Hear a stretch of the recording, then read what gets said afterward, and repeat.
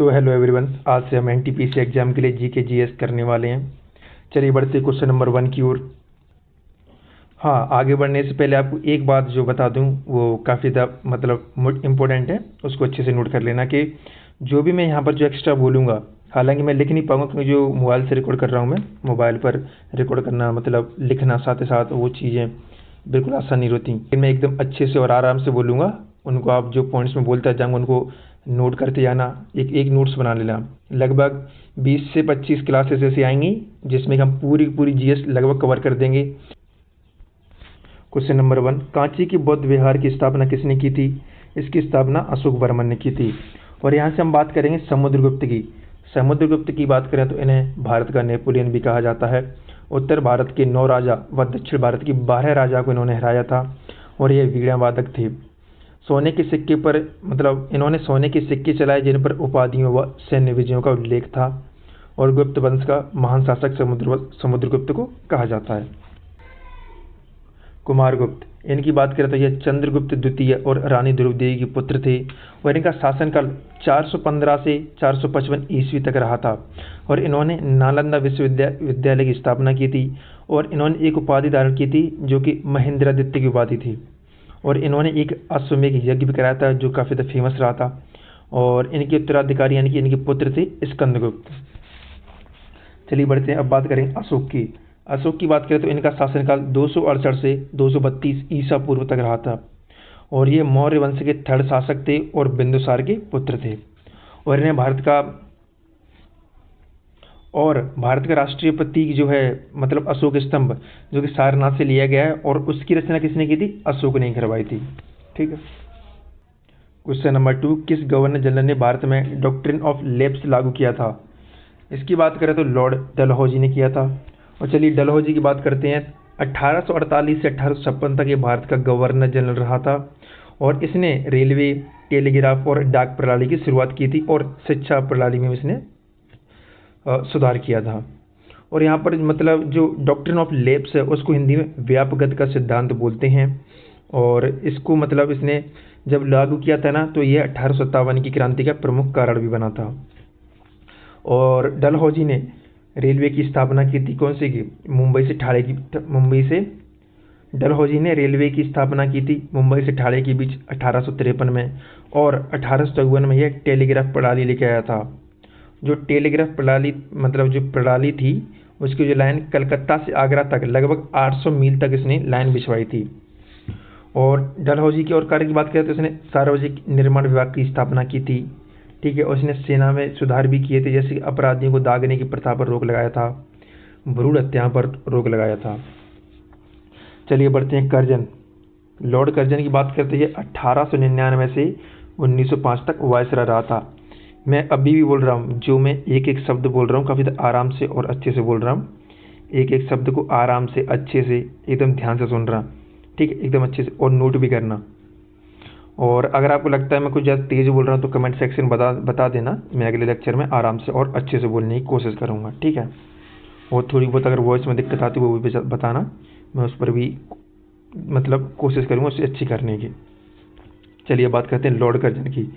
Lord Curzon की बात करें तो 1899 से 1905 तक ये भारत का वायसराय रहा था और 1905 में इसने मतलब बंगाल को 2 भागों में बांटा था, एक पूर्वी बंगाल और एक पश्चिमी बंगाल। और हाँ, इसी के शासनकाल में एक असम नामक जो प्रांत था, मतलब उस टाइम पर, अब तो राज्य है लेकिन उस टाइम पर असम नामक प्रांत का मतलब एक नया प्रांत इसने बनाया था। और ये सब जो किया था इसके मतलब बोलते हैं कि लोग बोलते हैं कि इसने मतलब फूट डालो और शासन करो की नीति के तहत ये किया था, जो ये फूट डाली थी भारत में, बंगाल के 2 भागों में बांट दिया था। और कर्जन ने भारतीय विश्वविद्यालय आयोग की स्थापना की थी और 1905 में भारतीय विश्वविद्यालय अधिनियम पारित किया था। याद रखना, ठीक है। भारतीय विश्वविद्यालय आयोग की स्थापना कर्जन ने की और 1904 में भारतीय विश्वविद्यालय अधिनियम पारित किया था। और यह 1901 में एक अकाल आयोग लेके आया था। अकाल आयोग मतलब जैसे वर्षा वगैरह नहीं हो रही तो उसके लिए अकाल आयोग की स्थापना भी की थी इसने और पुलिस विभाग में सुधार भी किए थे लॉर्ड कर्जन ने। चलिए बढ़ते हैं लॉर्ड मिंटो की ओर। लॉर्ड मिंटो की बात करें तो 1905 से 1910 तक यह वायसराय रहा था और 1909 का भारतीय परिषद अधिनियम, जिसे कि मार्ले मिंटो सुधार भी कहते हैं, जो कि इसी के समय आया था। चलिए अब बढ़ेंगे वेलेजली की ओर। लॉर्ड वेलेजली की बात करें तो 1798 से 1805 तक ये गवर्नर जनरल रहा था भारत का, और यह सहायक संधि लेके आया था जिसके तहत इसने मतलब जो ब्रिटिश साम्राज्य था उसका विस्तार किया था। और वेलेजली ने ही, मतलब याद रखना, वेलेजली ने चौथा आंग्ल मैसूर युद्ध और दूसरा आंग्ल मराठा युद्ध भी जीता था। ठीक है, वेलेजली ने इन्हीं को लीड भी किया तो जीता भी। और सन 1800 में फोर्ट विलियम कॉलेज की स्थापना की थी। 1799 प्रेस अधिनियम भी लेकर आया था कौन? वेलेजली। क्वेश्चन नंबर 3, किस काल में सर्वाधिक तांबे के उपकरण प्राप्त हुए थे? ताम्रपाषाण काल में प्राप्त हुई थी। वो तो वैसे ही पता चल रहा है कि तांबे के उपकरण कहाँ मिलेंगे? ताम्रपाषाण काल में मिलेंगे। और नवपाषाण काल की बात करें तो इसे प्रागैतिहासिक काल का प्रमुख चरण भी कहा जाता है। ठीक है। सिंधु घाटी सभ्यता की बात करें तो सिंधु घाटी सभ्यता मतलब हड़प्पा सभ्यता के नाम से जाना जाता है इसको।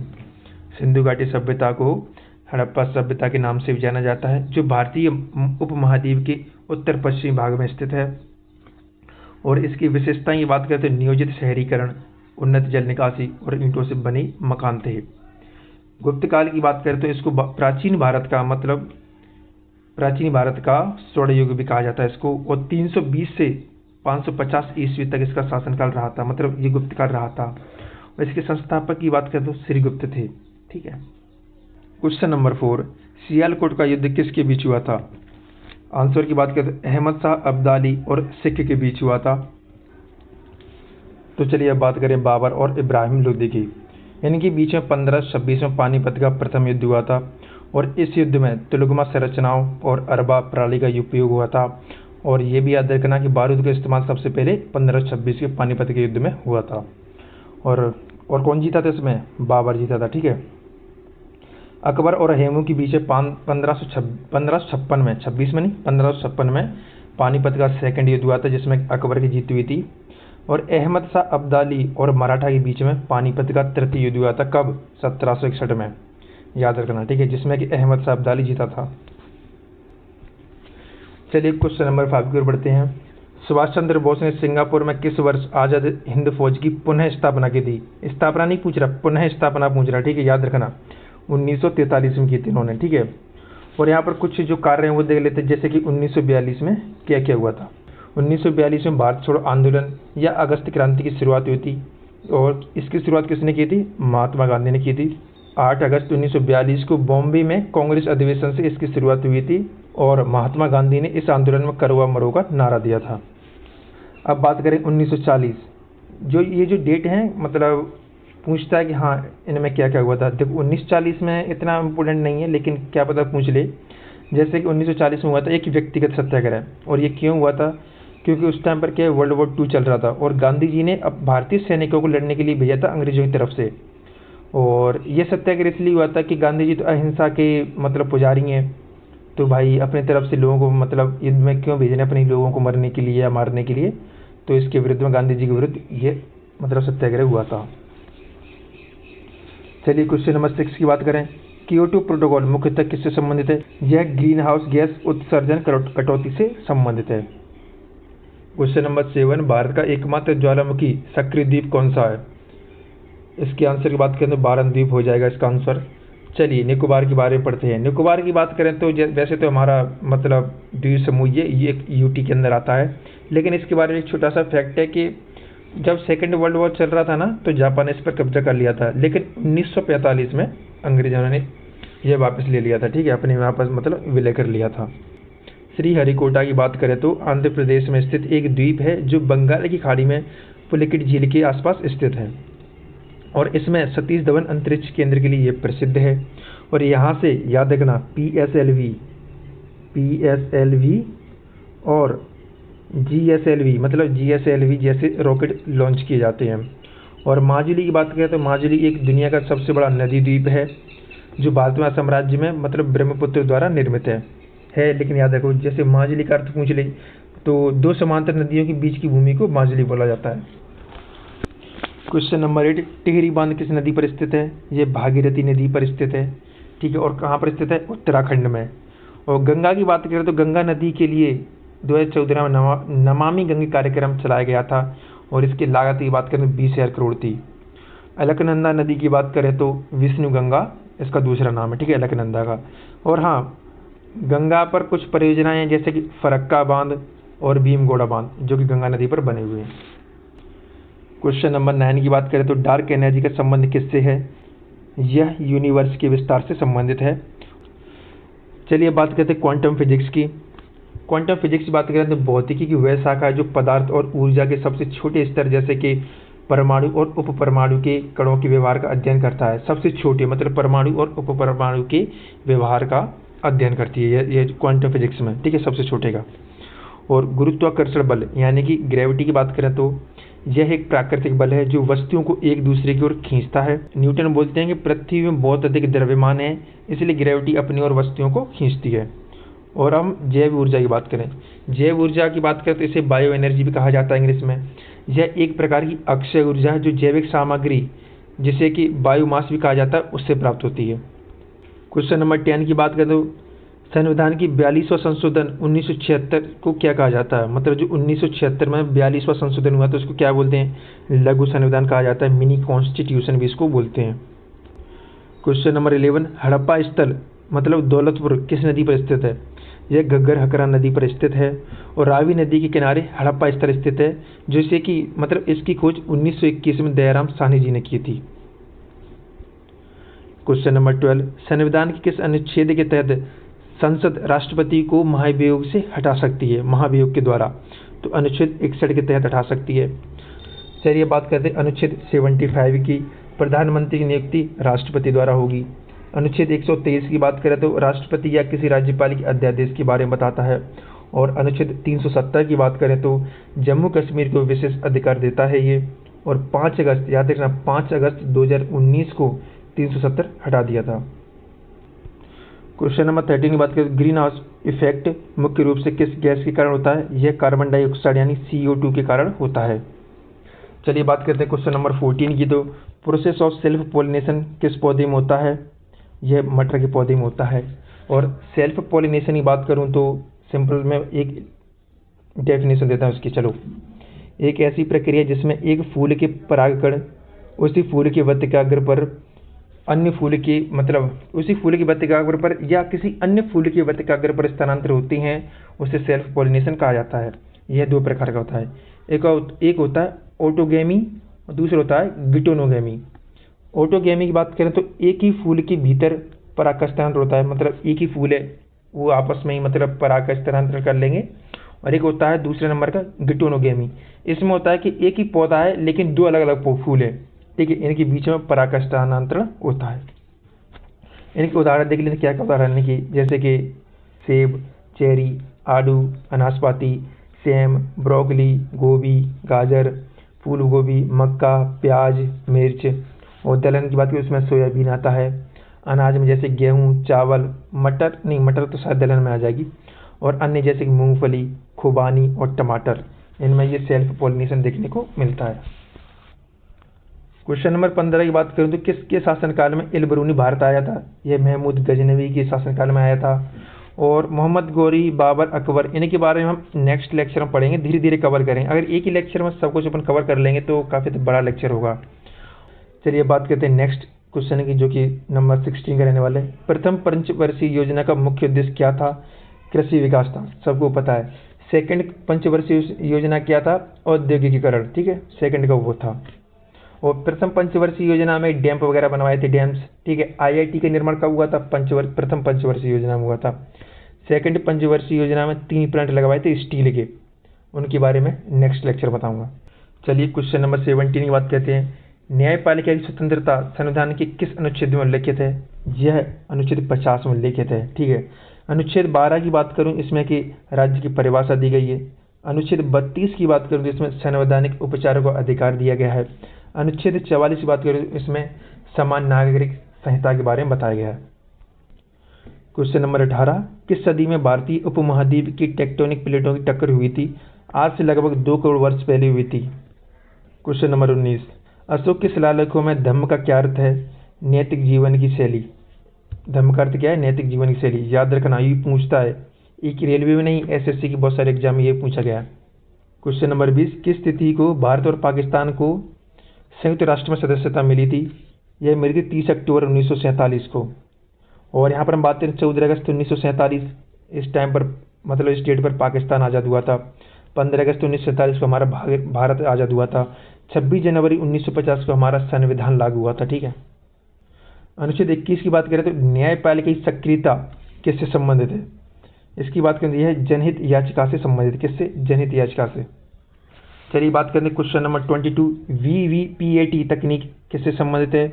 यह मतदाता प्रणाली से संबंधित है। वीवीपीएटी की बात करें तो इसकी फुल फॉर्म होती है voter verified paper audit trail, और यह एक इलेक्ट्रॉनिक वोटिंग मशीन होती है। ठीक है, जिससे वोट वगैरह करते हैं। जिन्होंने वोट दिए होंगे उनको पता होगा। ठीक है, वो वीवीपीएटी बोला जाता है उसे। क्वेश्चन नंबर 23, उत्तर भारत में सर्वाधिक वर्षा कब होती है?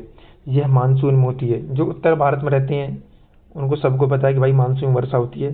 सर्दियों में कभी होती नहीं है, बसंत में भी नहीं होती, पतझड़ में भी नहीं होती। क्वेश्चन नंबर 24, किस देश को लैंड ऑफ मिडनाइट सन कहा जाता है? नॉर्वे को कहा जाता है। फिनलैंड की बात करें तो इसे झीलों का देश कहा जाता है, और यहाँ पर लगभग 1,87,000 झीलें हैं। और हाँ, एक और याद रखना, कनाडा में क्या है कि सबसे ज़्यादा फ्रेश वाटर झीलें कहाँ पर है? कनाडा में। ठीक है। क्वेश्चन नंबर 25 की बात करें तो किस भारतीय वैज्ञानिक को father of Indian green revolution कहा जाता है? मतलब कि हरित क्रांति के जनक किसे कहा जाता है? एम एस स्वामीनाथन को कहा जाता है। हरित क्रांति की बात करें तो 1960 के दशक में यह शुरू हुई थी, जिसमें कि HYV नामक, ये याद रखना, HYV नामक बीजों का उपयोग हुआ था। चलिए बात करें सीवी रमन की।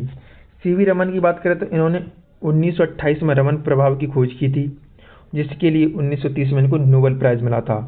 और इन्हीं की इसी याद में 28 फरवरी को राष्ट्रीय विज्ञान दिवस मनाया जाता है, इन्हीं के लिए, सीवी रमन के लिए। ठीक है। और सीवी रमन को 1954 में भारत रत्न दिया गया था। क्वेश्चन नंबर 26, 1857 की विद्रोह में झांसी रानी की मौत कहाँ हुई थी? ग्वालियर में हुई थी। वो कहाँ की रानी थी? झांसी की रानी थी। क्वेश्चन नंबर 27, कौन सी नदी 3 बार भारत नेपाल की सीमा को पार करती है? इसके आंसर की बात करें तो शारदा महाकाली नदी होने वाली, जिसे कि शारदा या महाकाली नदी भी बोलते हैं। यह 3 बार भारत और नेपाल की सीमा को पार करती है। क्वेश्चन नंबर 28, ATM में प्रयुक्त कंप्यूटर कौन सा होता है? एम्बेडेड कंप्यूटर होता है ये। ठीक है। काफ़ी सारे लोग मिनी कंप्यूटर या माइक्रो कंप्यूटर लगा देते हैं, जो कि नहीं है, एम्बेडेड कंप्यूटर होता है ये, एम्बेडेड। क्वेश्चन नंबर 29, संविधान का भाग 4A किससे संबंधित है? यह मूल कर्तव्य से संबंधित है। ठीक है। चलिए बात करते हैं मूल अधिकार। मूल अधिकार की बात करते हैं, अनुच्छेद 12 से 35 तक हैं। नीति निर्देशक सिद्धांत यानी कि DPSP, यह भाग 4 में स्थित हैं, जो कि अनुच्छेद 36 से 51 तक होती हैं। और मूल्य कर्तव्य की बात करते हैं, 42वें संशोधन 1976 के तहत 10 मूल्य कर्तव्य जोड़े गए थे, और एक 11वां, याद रखना, 11वां मूल्य कर्तव्य 86वें संशोधन 2002 के तहत इसको जोड़ा गया था, 11वें को।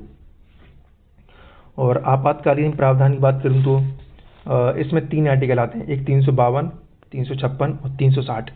352 की बात करें जो कि राष्ट्रीय आपातकाल होता है, 356 की बात करें तो राज्य आपातकाल होता है, और 360 की बात करें तो वित्तीय आपातकाल के अंतर्गत आता है। ठीक है। क्वेश्चन नंबर 30, भेड़ाघाट के पास संगमरमर की घाटियाँ किस नदी के किनारे स्थित हैं? जो कि नर्मदा नदी के किनारे स्थित हैं। ठीक है। क्वेश्चन नंबर 31, किस गवर्नर जनरल को आर्किटेक्ट ऑफ ब्रिटिश इंडिया कहा जाता है? लॉर्ड कर्जन को कहा जाता है। इनके बारे में हम पहले पढ़ चुके हैं, हालांकि हेस्टिंग के बारे में नहीं पढ़े हैं, वो हम नेक्स्ट लेक्चर में आराम से पढ़ लेंगे। क्वेश्चन नंबर 32, थर्माइट प्रक्रिया से क्या प्राप्त होता है हमें? धातु निष्कर्षण। क्या प्राप्त होता है थर्माइट प्रक्रिया से? धातु निष्कर्षण। चलिए थर्माइट प्रक्रिया की बात करें तो यह एक धातु ऑक्साइड और एल्यूमिनियम के बीच की एक अत्यधिक ऊष्मा छिपी रासायनिक प्रक्रिया होती है, जिसके परिणाम स्वरूप नई धातुएं और एल्यूमिनियम ऑक्साइड का निर्माण होता है। साथ ही साथ बड़ी मात्रा में गर्मी भी निकलती है। भाई जब कोई नई धातु बनेगी किसी दो धातुओं से मिलकर तो गर्मी तो पैदा होगी ही।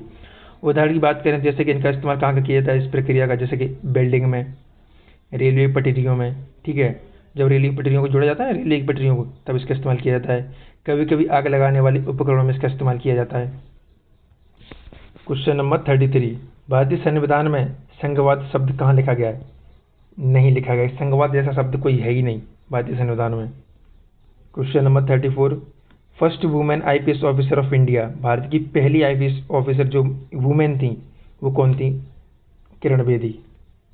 चलिए बात करते हैं क्वेश्चन नंबर 35 की। भारत में IMD यानी इंडियन मेट्रोलॉजिकल डिपार्टमेंट की स्थापना कब हुई थी? यह 1875 में हुई थी। चलिए बात करते हैं 1900 में क्या हुआ था।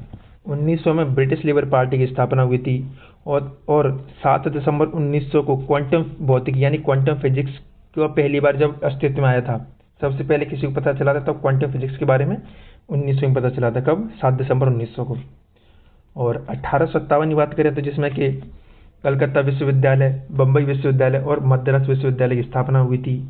और 1857 में सिपाही विद्रोह हुआ था जिसे कि वीडी सावरकर ने भारत का प्रथम स्वतंत्रता संग्राम भी कहा था।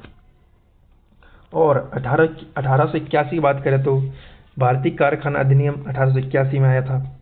केसरी नामक समाचार पत्र की शुरुआत 1821 में हुई थी, मतलब 1881 में हुई थी। अवध कमर्शियल बैंक की स्थापना जो कि भारतीयों द्वारा हुई थी, ये 1881 में थी। याद रखना, ये सबसे मुख्य है।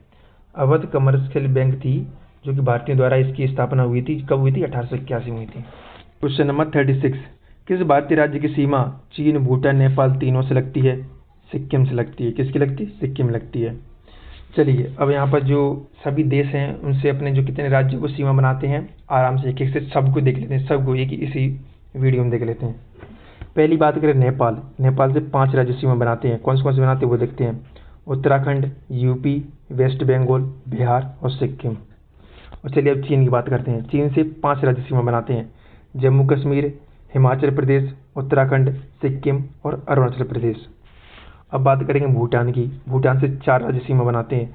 अरुणाचल प्रदेश, असम, वेस्ट बंगाल और सिक्किम। और म्यांमार की बात करें, म्यांमार से भी 4 राज्य सीमा बनाते हैं। अरुणाचल प्रदेश, नागालैंड, मणिपुर और मिजोरम। अब बात करते हैं बांग्लादेश की। बांग्लादेश से भी 5 राज्य सीमा बनाते हैं। कौन से? वेस्ट बंगाल, असम, मेघालय, त्रिपुरा और मिजोरम। और अब बात करें पाकिस्तान। पाकिस्तान से 5 राज्य सीमा बनाते हैं। वैसे 4 राज्य सीमा बनाते हैं, एक यूटी बनाती है। यूटी कौन सी? लद्दाख। और 4 राज्य की बात करते हैं पंजाब, राजस्थान, गुजरात और जम्मू कश्मीर। और अफगानिस्तान की बात करें तो मात्र एक यूटी जो कि एकमात्र लद्दाख वो सीमा बनाती है। देखिए जो मैं यहाँ बोल रहा हूँ उनको आप अच्छे से नोट कीजिए। मैं अभी भी कह रहा हूँ उनको नोट कर लीजिए, उनकी रिवाइज कीजिए। ठीक है, मैं एक बार पूरी एक मैराथन भी ले आऊँगा। जैसे हमारे 8-10 जैसे 6-7 लेक्चर हो जाएंगे ना, पूरी रिवीजन सीरीज भी ले आऊँगा। जैसे एक लेक्चर में पूरा रिवीजन भी करा दूंगा आपका। बस आप जुड़े रहिए, इनको अच्छे से ध्यान से सुनिए। चलिए बढ़ते नेक्स्ट क्वेश्चन की ओर। क्वेश्चन नंबर 37, भारत के किस राज्य में विश्नोई समुदाय वन्यजीव संरक्षण के लिए प्रसिद्ध है? राजस्थान। सबको याद होगा, अगर विश्नोई समुदाय आपको याद हो तो। जैसे कि वो कौन सा है, क्या नाम है गैंगस्टर का? रवि बिश्नोई। अब पता नहीं मुझे, रवि बिश्नोई तो वो है शायद खिलाड़ी है। लॉरेंस बिश्नोई, हाँ लॉरेंस बिश्नोई गैंगस्टर है जो कहाँ का है? राजस्थान का ही है। और सलमान खान ने जाके जो हिरण मारा था ना, कहाँ मारा था? वहीं मारा था जिसमें, उस पर अभी केस भी चल रहा है सलमान खान पे। राजस्थान में जब एक शूटिंग चल रही थी मूवी की तब जाके उसने मार दिया था हिरण को। क्वेश्चन नंबर 38 की बात करता हूँ। फर्स्ट सैटेलाइट लॉन्च व्हीकल यानी SLV-3 का नेतृत्व किसने किया था? तो इसका नेतृत्व किया था APJ अब्दुल कलाम जी ने किया था इसका नेतृत्व। क्वेश्चन नंबर 39 की बात करते हैं। डोलोमाइट खनिज किस में उपयोगी होता है? यह स्टील उद्योग में उपयोग होता है। क्या? डोलोमाइट। और चलिए डोलोमाइट की बात करते हैं। ये क्या है? डोलोमाइट एक खनिज है जो कैल्शियम और मैग्नीशियम कार्बोनेट का बना होता है। इसका रासायनिक सूत्र की बात करें तो मैं लिख देता हूँ, CaMg,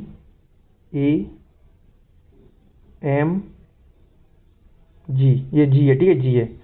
और CO3 जो कोष्ठक के अंदर बंद है, और 2 ये इसका फॉर्मूला हो गया। और इस डोलोमाइट सबसे ज़्यादा कहाँ पाया जाता है? मध्य प्रदेश में पाया जाता है अपने भारत में। और इसका उपयोग कृषि में किया जाता है। कृषि में कैसे किया जाता है? देखो एक खाद दिया है, खाद में नहीं होता है, कृषि में इसका इस्तेमाल किया जाता है मिट्टी की अम्लता को ठीक करने के लिए, ठीक है।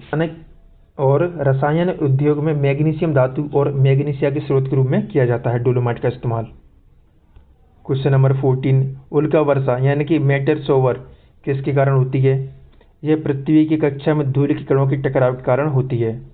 हालांकि हमारे जो टॉप 40 क्वेश्चन है वो यहाँ पर कवर हो चुके हैं। एंड